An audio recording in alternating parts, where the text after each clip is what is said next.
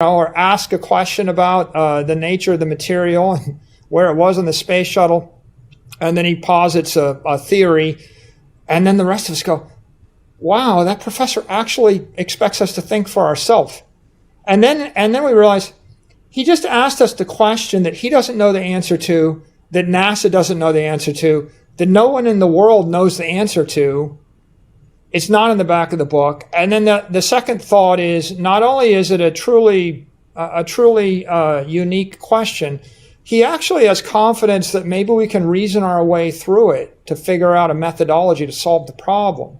So I would say that a lot of education consists of rote learning. You read something, you read the answers in the back of the book, you try to remember what the answers are, and then you regurgitate them back. But there's a point in your life when you have to reason from first principles. So what are first principles? A grasp of math, a grasp of the scientific method, a grasp of elements. Like at some point you have to build a building. You have to choose an element. Will you choose steel, or will you choose bronze, or will you choose gold, or will you choose silver, or ceramic, or whatever? If you don't understand the math of civil engineering, and if you don't know anything about material science, then you certainly can't put one thing together with a structure and make it stand or not stand. So engineering in general is about learning enough math, enough science, and then enough engineering technique in order to construct a mechanism that's going to work, right, under whatever the circumstances is you need it to work. And I think that's what it means to reason from first principles. You have to be willing to take a clean sheet of paper, literally a clean sheet of paper. For example, I tell you, design something that flies, you get wood. Okay. Design something that flies, you get a metal, pick the metal. Well, we don't design planes with steel. Why? It's the perfect metal for everything except flying. It's just too heavy to fly. You will never, ever successfully design a plane with steel. Without aluminum, you will never design a metal plane. It's just not happening. So if I tell you, design a plane that flies in high winds, that's a different design. Design something that works in cold, right?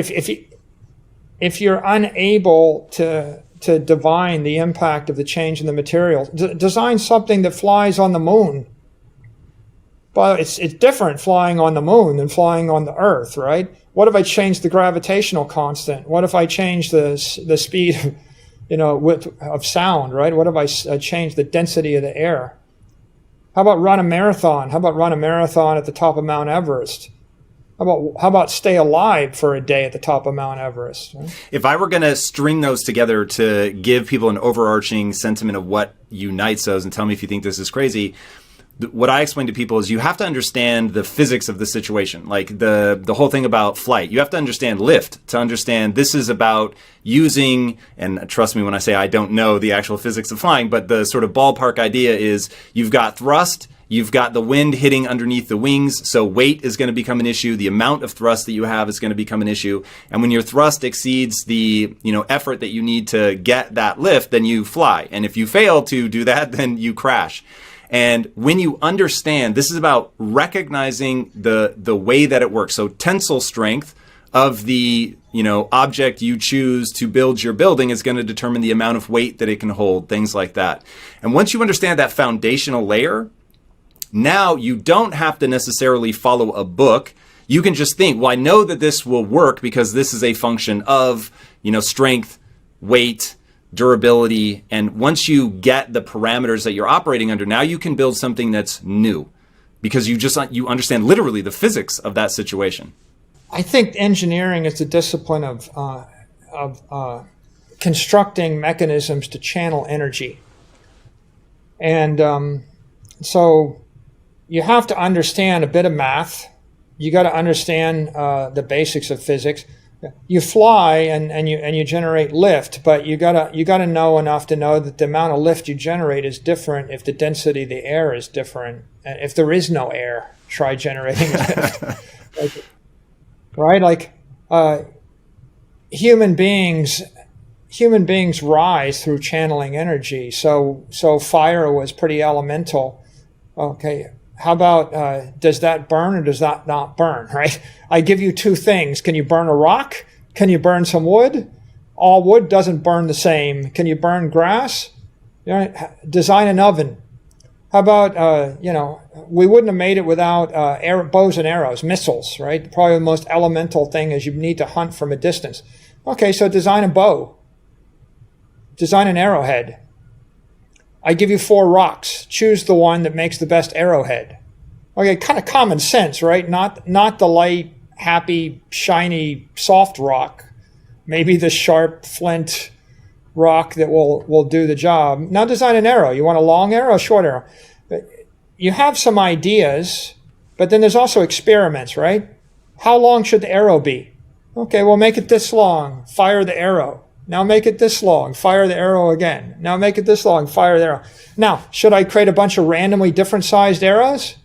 Probably one of the arrows works better than the others, right? So after I fire 100 arrows and I pick the 87th arrow, then I'm going to manufacture 10,000 arrows of the 87th arrow's length and width and makeup and then put the right arrowhead on it and then manufacture it. And pretty soon you don't have to go and wrestle with the gorilla or a bear in order to get dinner.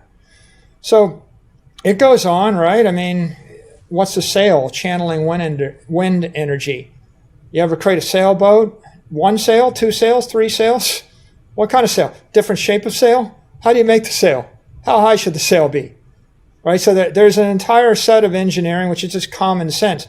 Can you imagine that there's a shape of a boat that goes through water better than a different shape of a boat? Okay, there's laminar flow. Oftentimes, there's the ratio. If I make the boat 1 foot wide and 100 feet long, it goes faster. That's a cruise shell, right? If I make the boat 10 feet wide and 40 feet long or 50 feet long, well, it goes slower, but on the other hand, it carries a lot more stuff. Right? And there's something called hull speed. What you'll find is that there's a maximum speed at which you can push a hull through the water. It's not a function of the energy you use. It's a function of the shape of the hull. Right? Common sense. Create a square-shaped boat, right? Harder than a needle-shaped boat. Which has the fastest hull speed? It's when the aspect ratio is 1 to 100, you go fast. When the aspect ratio is 1 to 5, you go slower. When the aspect ratio is 1 to 2, you go slower.